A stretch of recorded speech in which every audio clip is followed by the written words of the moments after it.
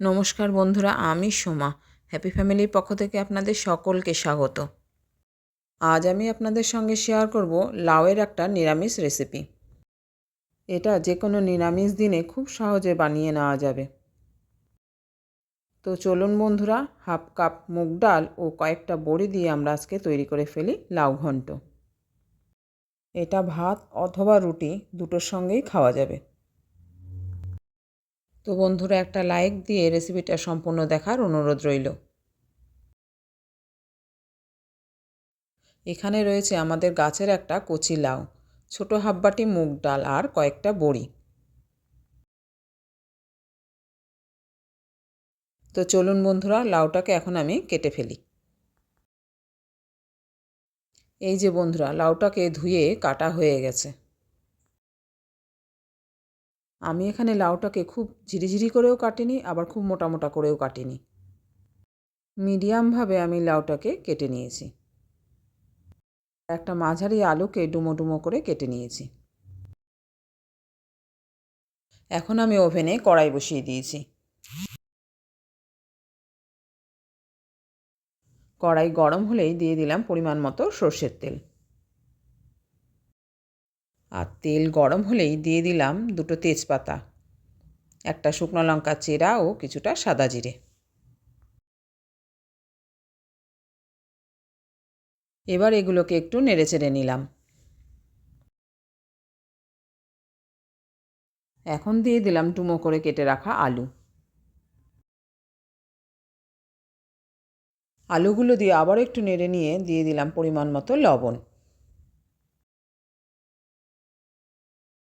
এখন দিয়ে দিলাম হাফ কাপ মুগ ডাল।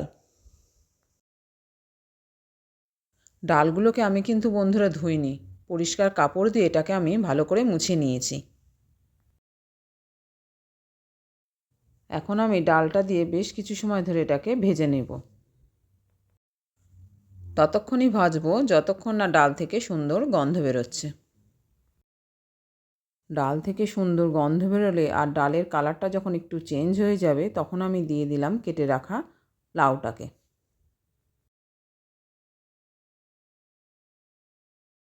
লাউটাকে দিয়ে একটু নেড়ে নিয়েই দিয়ে দেবো এখন আমি পরিমাণ মতো লবণ ও হলুদ।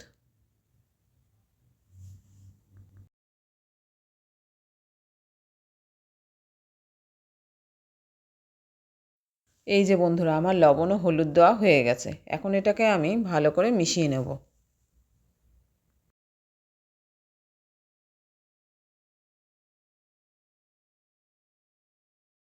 লবণ হলুদ দিয়ে বেশ কিছু সময় নেড়ে নিয়ে এখন আমি এটাকে ঢাকা চাপা দিয়ে রাখলাম 10 মিনিটের জন্য। আমি প্রথমে বড়িগুলো ভাজতে ভুলে গিয়েছিলাম, তাই একটা তড়কা প্যান বসিয়ে দিলাম পাশের ওভেনে। এখানে সামান্য তেল দিয়ে আমি বড়ি কটাকে ভেজে নিলাম। খুব বেশি ভাজবো না, হালকা সোনালি করে ভাজবো। বড়ি বেশি ভাজলে টেস্ট নষ্ট হয়ে যায়। এদিকে 10 মিনিট পর আমি কড়াইয়ের ঢাকাটা খুলে দিলাম। ঢাকা খুলে লাউটাকে আবার একটু নেড়েচেড়ে নিলাম। এখন আমি দিয়ে দিলাম ছোট্ট একটা চামচের 1 চামচ ধনের গুঁড়ো, 1 চামচ জিরের গুঁড়ো ও 1 চামচ লাল লঙ্কার গুঁড়ো।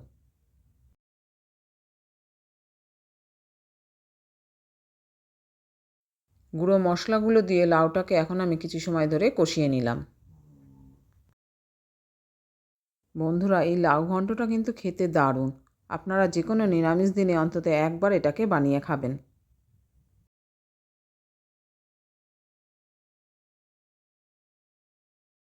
এখন আমি দিয়ে দিলাম দুটো কাঁচা লঙ্কা চেরা।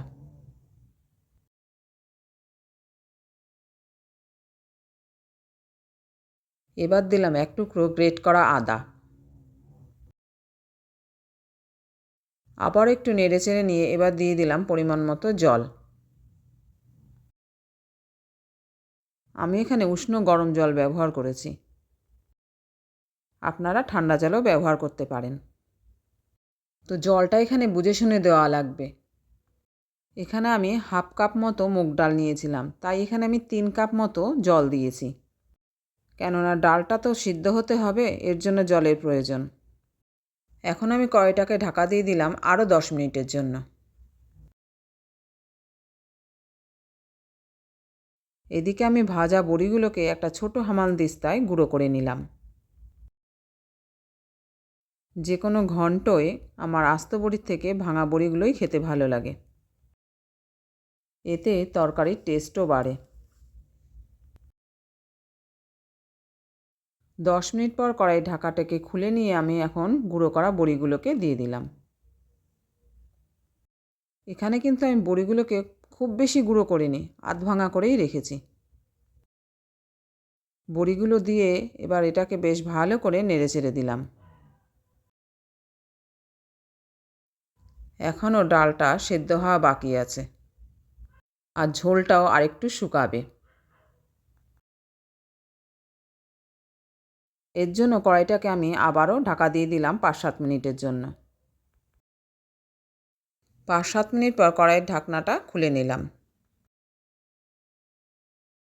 এখন ঝোলটাও অনেকটা টেনে গেছে আর ডালগুলোও সেদ্ধ হয়ে গেছে।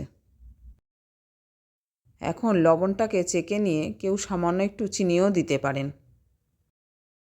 আমি আর এর মধ্যে আজকে চিনি দিলাম না। এখন আমি দিয়ে দিলাম কেটে রাখা কিছুটা ধনেপাতা।